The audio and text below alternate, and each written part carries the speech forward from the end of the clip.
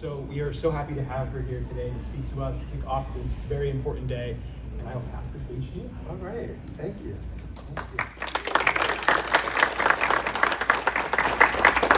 You are such a beautiful crowd.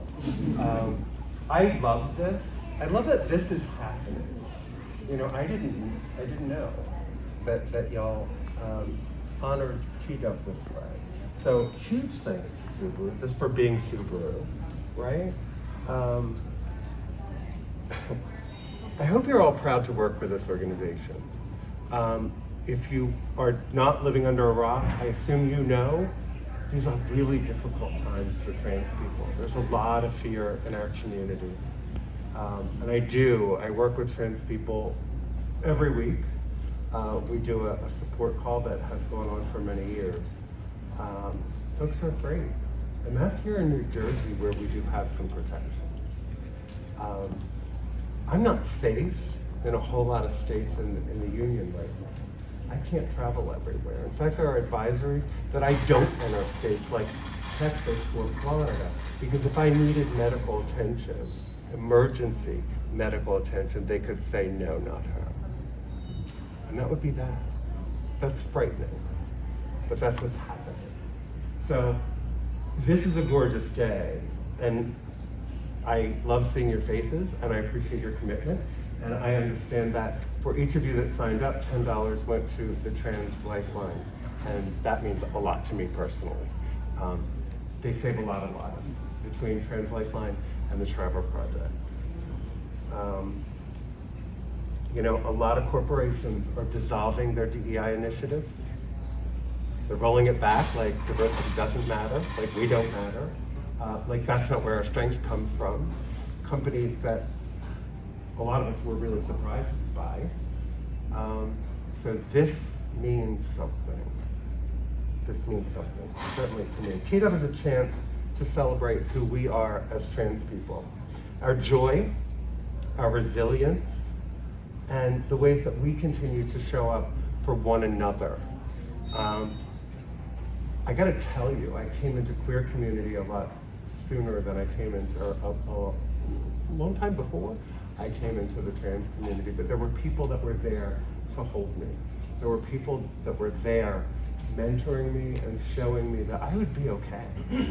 You know, in fact, Dawn Monroe was my first trans elder, and she was a salty old broad who was a Scottish biologist. She had retired from Penn. And she looked at me one day and she said, honey, you're just trans.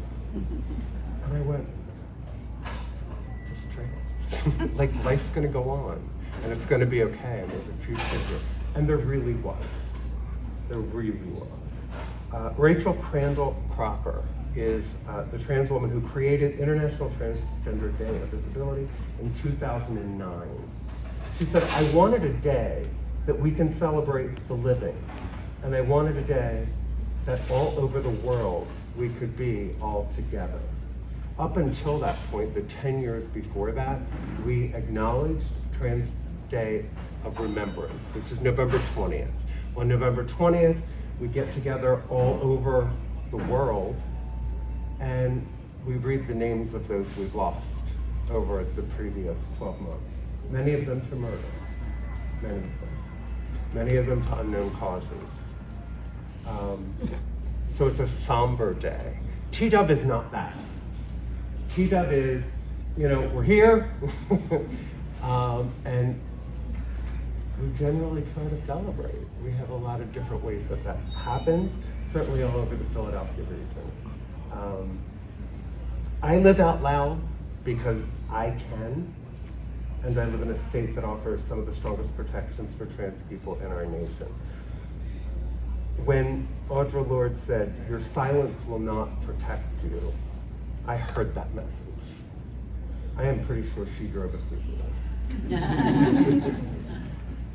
In fact, we were just talking before this, and I said, I'm not sure we know a lesbian who doesn't drive us through it. And we were counting, we don't. We don't, so kudos. I had very visible trans mentors in my life, and they made my transition possible. I saw that there was no one way to be transgender, I learned a lot about my community. And I found out quickly, if you've met one trans or non-binary person, you've met one. We are as diverse and different as the general population. Our interests vary, our personalities vary. You know, we are introverted and extroverted and all of the things. And I got to see that because I had layers of internalized transphobia that I had to peel back. All the things that I thought being trans was about, what I thought it said about me, because I am 60, by the way. So I grew up in the very late 1960s, but through the 70s. There weren't kind words about us then. And all that lives inside for all of us. So it takes some time to put that aside. It takes some time to say, I'm not going to do that to myself anymore. That's part of the work I do. I am also a counselor. I specialize in addictions within this community, within the LGBTQIA+ community, because I have an affinity for that work. It's important to me personally as someone who is in recovery. And we were really underserved as a population because it is a little different. And we don't always fit in where everyone else is able to get help. And sometimes the conversations we need to have, they're different. They're different. And some of us are embarrassed to talk about who we love or how we live. And so I found out, boy, when you identify with someone and you just say, I see you, it makes all the difference in the world. And that's true no matter what we're talking about. I knew that I was trans at a very young age. Well before I had the words for it, it took me 50 years and 2 divorces to see that I couldn't hide anymore. This doesn't go away. It doesn't work like that. It's part of the wiring. My husband is here filming. That is Charles. He is my partner on our podcast. We have been together for almost 14 years, and we celebrated our first wedding anniversary yesterday. So I made him wait a really long time. Are you sure? You sure? You're sure? And I noted also because we were very well aware that we were getting married the day before Trans Day of Visibility. So every person, including the officiant who signed that marriage license, was a person of transgender experience, which was my little subversion in Mantua Township on the, marriage license that for all intents and purposes looked like anyone else. I had the wind knocked out of me in May of 2020. I lost a dear friend and trans sister. Her name was Jen. She's been out on medical leave from a workplace that mistreated her unspeakably. The prospect of returning was so untenable, she ended her own life 2 days before she was to return. She was a diesel mechanic. She was really well trained. She was a master mechanic. She actually loved the work. But the environment itself was insidious. A bunch of us had to help her so that she could use a bathroom that wasn't close to a mile on the other side of her depot. There just wasn't a ladies' room in the garage, and it wasn't safe. So my friend chose a permanent solution to something that was dire but was temporary. Suicide rates among transgender people are high because this world can feel so mind-numbingly cruel, and it did to her. I became a lot more active in 2020, looking for ways to support my people, like I was supported. To set an example, we started in 2023. One of the folks that I worked with from the time they thought about coming out is a dentist. She's a trans woman who's local. She works between Camden and Cumberland County. And she grew up in a big Italian family, and she said, spaghetti Sunday dinners That was something. It was a ritual. It mattered, just getting together and breaking bread. And I want to do that for our community.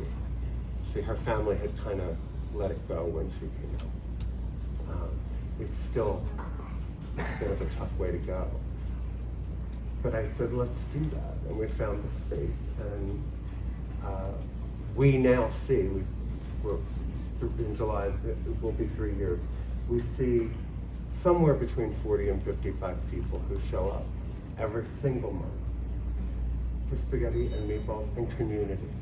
And being able to just talk to people. We never have an agenda. We never have a guest speaker, because that's not what the day is about. The day is about, sit down and meet folks, make friends, leave with a connection. And that's how we always do it. That was born out of the weekly Thursday calls. What happened in 2020 was what used to be a little meeting that we did in person turned into a global call. We found trans people in Australia and on the West Coast in Seattle and Portland and California who didn't feel like they had access to that kind of support. So when we had access to a place to sit down and meet each week, everyone said, but we don't want to lose any of those people that we gained. They're our friends, they're our family members. And so it's still a Zoom call. That was a decision that group made. And again, that's anywhere from 10 to 30 people who just come to find connection and find a place to be. And it's one more way we keep in touch with one another. We check in to see how things are going. The work I do is pretty simple. I insist that trans people know they're human, valuable, loved, and that they have much to give. Being trans, by the way, is not something anyone could have talked me into. It really doesn't work that way. If we could brainwash anyone, it would be legislators, not children. Trust. And the reason we know so passionately that trans kids exist is because people like me were trans kids. I was 3. I knew it, so did everyone else around me.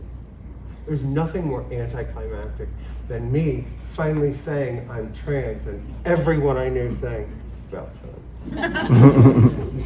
No one person, really?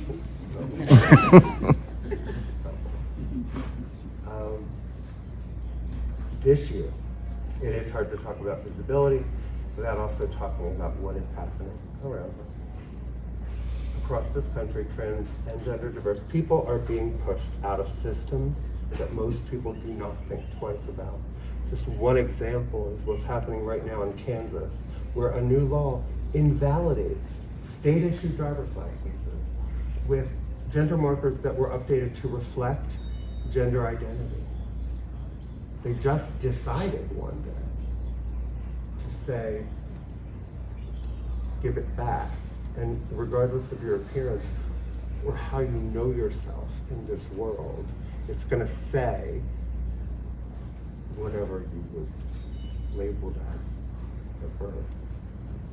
I don't know if you've thought about the ramifications of that, but that puts that person in danger every time they need ID. It outs them as trans. Everyone is not safe. Everyone is not as big as I am, first of all. Everybody does not have a big guy who walks behind them to make sure they're safe. It's cruelty for the sake of cruelty, and that's what's happening in the world today. I want you to know that. That's why folks are scared. That's why they don't know what comes next. And there are a lot of lies going on out there. In fact, I can tell you, they're all lies. They're all lies, or misinterpretations of things. And the insidious part, and the part that is so frustrating for me, is they've spread so many that otherwise reasonable people will sit there and go, well, I know they're lying about all that, but maybe they've got a thing about this sport. These men in sports. No, they don't. First of all, the Olympic Committee just said we're banning trans women in sports. Do you know there was none in 2024? None. We had none. We can count them. It's less than 5 ever. Trans people competing in the Olympics. Does that really sound like a crisis to anyone in this room? A problem to be solved? You know, there were rules in place based on hormone levels, etc. And without even getting into all that, there's not a sport we're dominating in. We suck at sports. Look around. None of them. None of them. Leah Thomas won 1 race. She lost 3. We don't talk about the ones she lost. I mean, Riley Gaines talks about the ones she lost. But we don't talk about the fact that she only won 1 race in her swimming career as a woman, and the world lost its mind. And yet, if you talk to some of the other girls who swam beside her, they were friends. You know, they were as sickened by everything that happened in her life.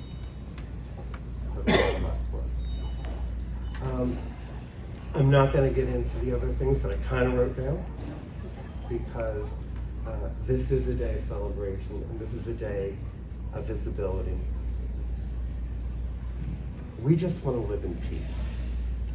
I have worked at this point with thousands of trans people and non-binary people, and I've yet to meet the one who doesn't want exactly that. We want what you want. Peace in our homes, food on our tables, a job that we can go to and feel proud of.